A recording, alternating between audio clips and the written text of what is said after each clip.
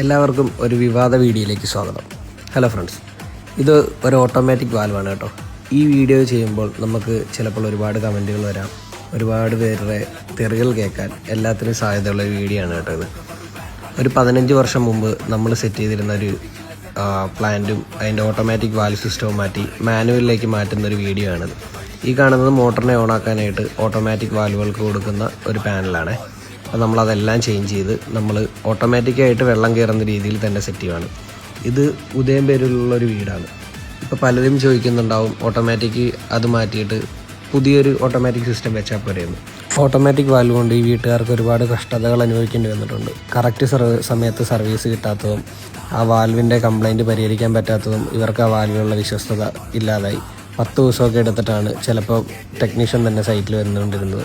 പുതിയ വാൽവുകളെല്ലാം ബെറ്റർ ആണെന്ന് കേൾക്കുന്നു. നിങ്ങളുടെ അഭിപ്രായം എന്താണെന്ന് വെച്ചാൽ രേഖപ്പെടുത്തുക.